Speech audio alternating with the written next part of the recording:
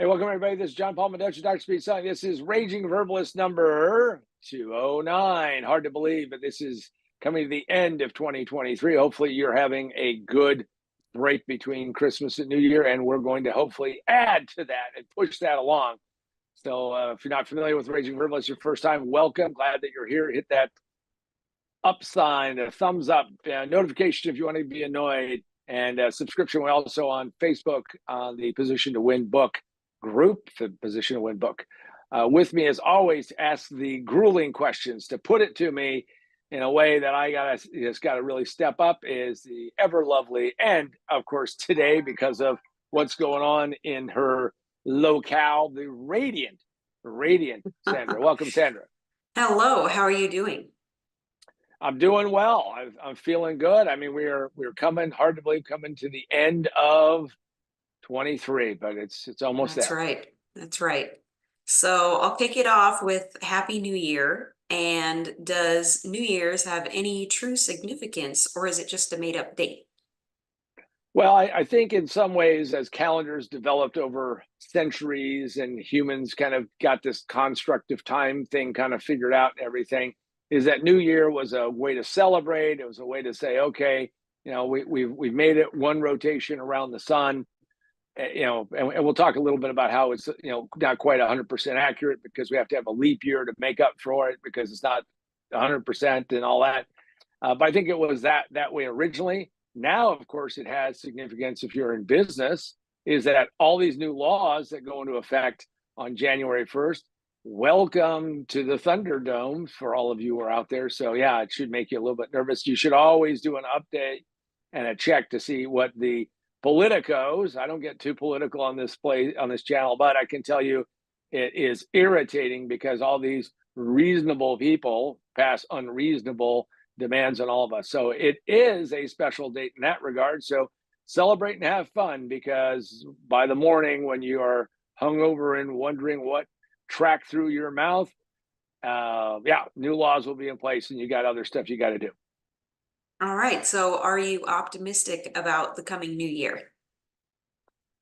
I always try to be optimistic. I try to look at it and say, how do I turn this into, and my way of looking at it is a best year ever. How do I, put myself in the right position and do all the right things and try to do that type of situation?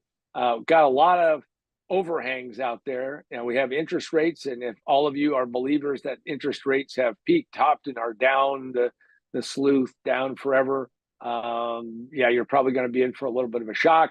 I know that there's a lot of people who believe that this is, happy days are here again. I want to believe that, but I want to see it in real life. I think there's a lot of challenges, a lot of headwinds that we're faced with. However, I think you always want to approach the year in a way that you say, I'm going to go make it my best year ever, which is what I suggest everybody do, is make sure that you say to yourself, make a commitment to yourself to making 2024 your best year ever. So talk about the current economic situation. Well, the interesting thing is that we have a world awash in debt, and we have a $6 trillion budget, quasi budget, that gets passed that bakes in a $2 trillion deficit. And if that sounds like a lot of money, it's a lot of money. And someday that's going to come home to roost. Sometime this has to happen. So my looking out at the future and the economic situation is, I have an eye on that. In the meantime, there are going to be tremendous opportunities to make money. It is always surprising to me how many people want to sit on the sidelines. There's kind of this truism of life, is that if you know too much about something, if you actually really understand something, that you will probably, not be as successful as you could be, because you're not going to go and push out and do some things, and you'll miss opportunities. So my suggestion is, you should always think about how to get opportunity. So my thing of the economy is, could be in for a bumpy ride. It's an election year in the United States, so that's always a kooky time. It's a big election, and we'll see where we're going to go going forward. And as we have seen the last few elections, it's probably going to be a wild and crazy one. And can you give us your predictions for 2024? Well, so I brought the very special prediction glasses for today so I can see out in the future. Now, I missed on a prediction. See, this is if you're going to be a prognosticator, a forecaster, a soothsayer, a sage of what was going to happen, is that what you do is everything that you're right on or right or correct about, you amplify over and over and over again. And everything that you are wrong, you kind of forget and push it aside. There's like a famous stock picker that I used to follow. Don't follow him anymore because what I noticed is that he always had the losers kind of drop off the list. Yeah, you got to be able to see the whole thing. So my predictions are or was that oil would hit $100 a barrel. I still think if the economy really is going to take off or improve somewhat, you're going to see oil go up. We have a hot war in the Middle East. We've got some other things going on. So I do believe that oil is going to stay at the sustained level. For anybody who thinks that $75 a barrel is chump change and we get used to it, that's a little bit like having a nagging, annoying pain that you kind of start ignoring. Those are pretty tall numbers, considering that during the pandemic, we went into negative numbers. So I think that I'm going to buck up and say probably going to hit $100 a barrel if the economy actually does pick up. I also, as I see out in the future, I think interest rates will probably go down somewhat.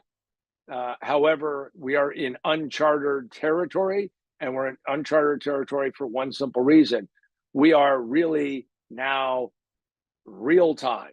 When people tell me that, well, look, this is a trend and, your trend is your friend, which used to be the case. Well, but trends last for micro amounts of time now. And I think that that's going to continue to happen. And I just remember when Peter Drucker said, we are living through turbulent times.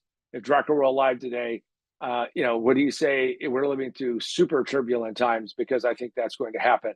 I also believe that we're going to see the internet free days. That's where everything was free. I think we're going to see some of that go away because we're going to have to figure out how to monetize this because there are some huge properties out there, WhatsApp, that are never making money. They don't know how to make money on it. And we'll see what's going to happen. So those are some of my predictions. And there is one thing that I can predict, and that is if you want to be more successful, if you want to make sure that you're not on the ash heap of history and all of that, well, what you do is you check out my book. And my book is, I think I got it there. Most businesses fail in the first 5 minutes. It just takes them 3 to 5 years to realize it. That's a prediction that I'm going to stand by every single day because I see this over and over and over again where somebody comes up with something and it's just like, okay, that is got no position in the marketplace. You can go check it out, get it from Amazon, Barnes and Noble, Books a Million, wherever books are sold. You can go actually ask for and order it. If you want a physical copy, you can also go to positiontowinbook.com, and you can go there and you can say, John, scribe something, put it down there, give me an inscription, give me something to remember this by. You can always do that. You can also get it from Amazon Kindle, Barnes & Noble Nook, and Apple iBooks.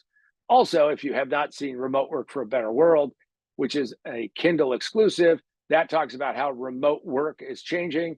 We're thinking about what to call it for the future because I can tell you that most of the people who didn't read that book and who are complaining about how remote work sucked for employers, employees, and team members and stakeholders, obviously they didn't read the book because if they had, they would have learned about a bunch of other things. And finally, is if you ever want to become like me, the Raging Verbalist, what's the best way to do it? By having a Raging Verbalist mug.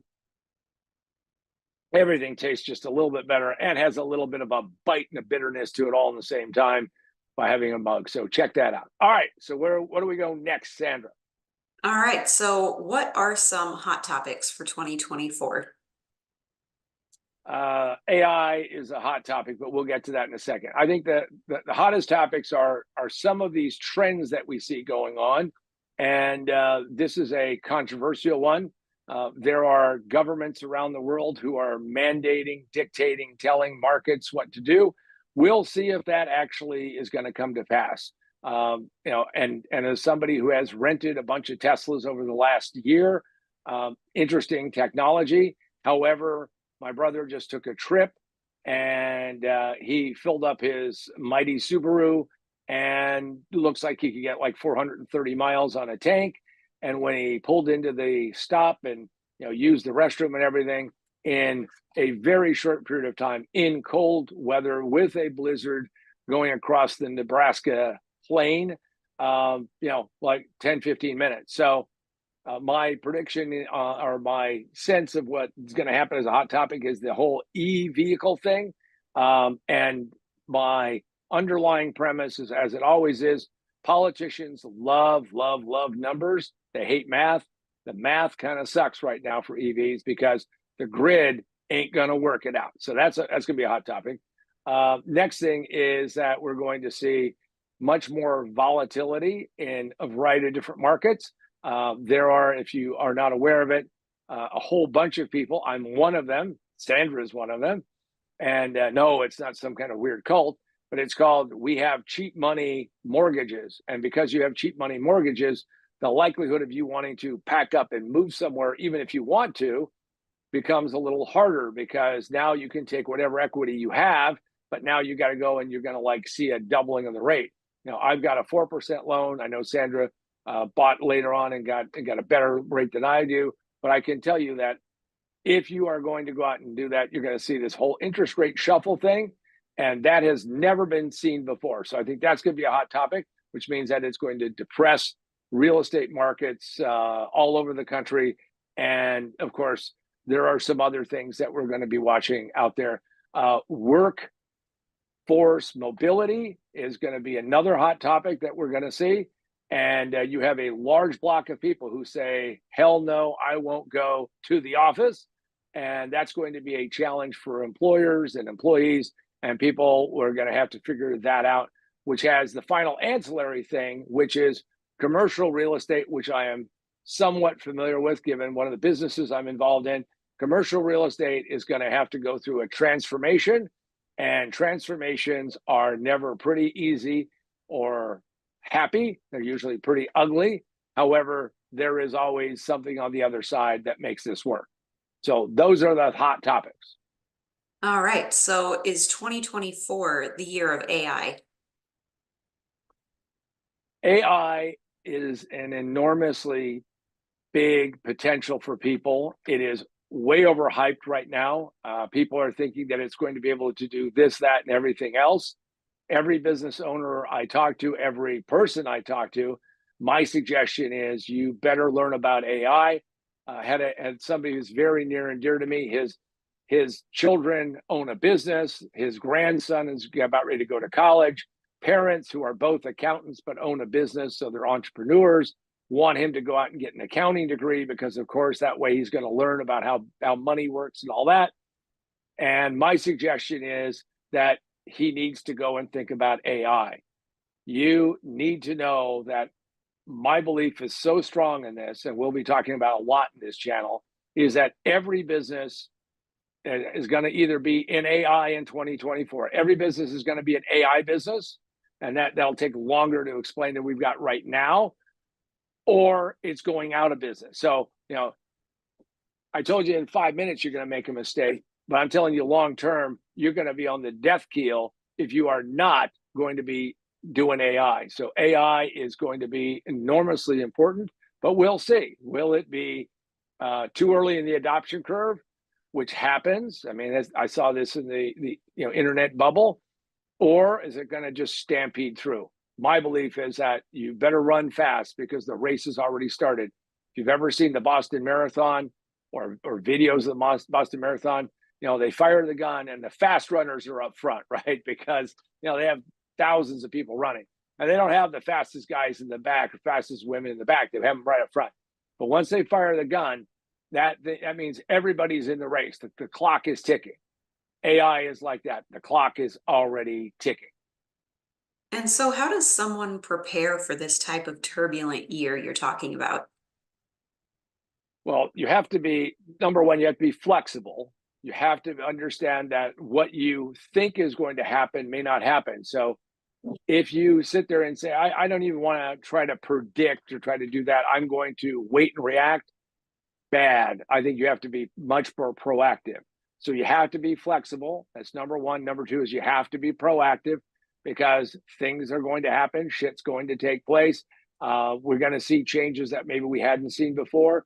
I can tell you that the biggest impediment right now for the adoption of AI are bureaucracies. And I don't care if they're government, I don't care if they're municipalities of any kind or agencies. I don't care if they're, big companies or even small companies. Bureaucracies are going to be the impediment. Well, so you need to be flexible, you need to be proactive, and finally, you need to be very curious and a learner and learn how to use this.